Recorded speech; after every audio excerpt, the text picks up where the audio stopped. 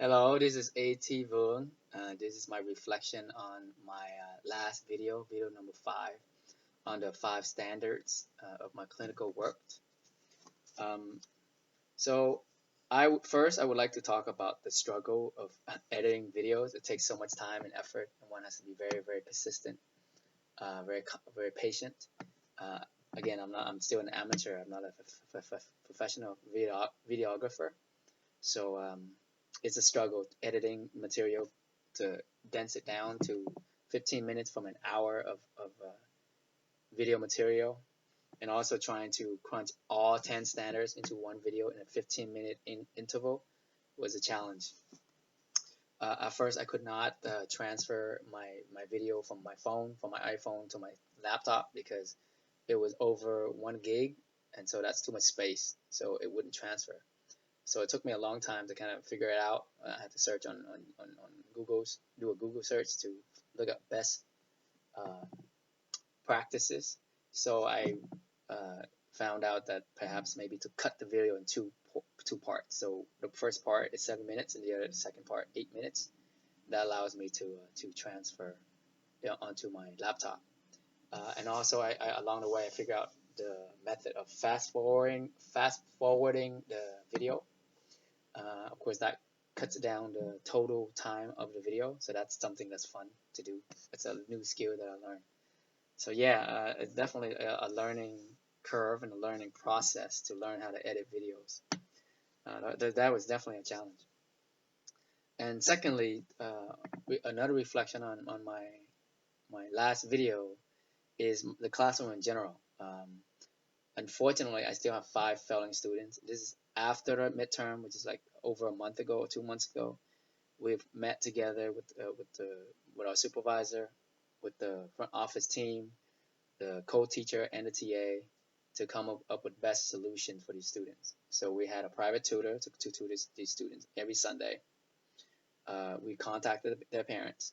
We offer all the support that we can get. My TA offered them daily 15-minute support.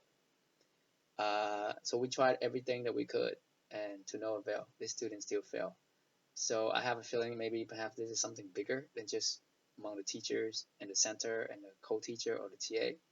Perhaps that these students may have been passed along the past few years, and the parents, of course, continue to push for it because they're paying a lot of money. So there's always a trade-off at a private center between finance to for the longevity as well as the sustainability of the center versus education. And there's always a fine balance between the two. And of course, at every center, there's always pressure to move these kids up because, like we don't want to have to argue with the customers or the parents. And secondly, every time a student fails, it we have to allocate more energy and time for that student.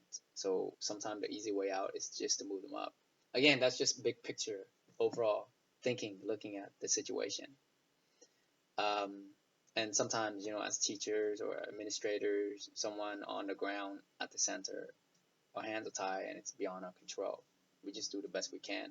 And sometimes the parents have to come to the realization that the kids are not cutting it. They just need to either allocate more energy and resources or find something else to do.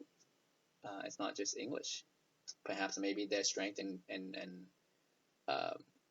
uh, skills lies in something else like arts, music, sports. You know. Um, yeah. So there's so many factors. We have students who don't do their homework. They show up late, uh, and some students don't get help at home. So there's myriad factors contributing to why they fail. Um, and I would say it's a combination of many of these things. And lastly, there's a synchronicity between students and teacher after being with them for so long. I've been with them for at least 2 semesters. So at this point, you kind of know what your students, well, I know what my students' strengths and weaknesses are without even having to say a lot.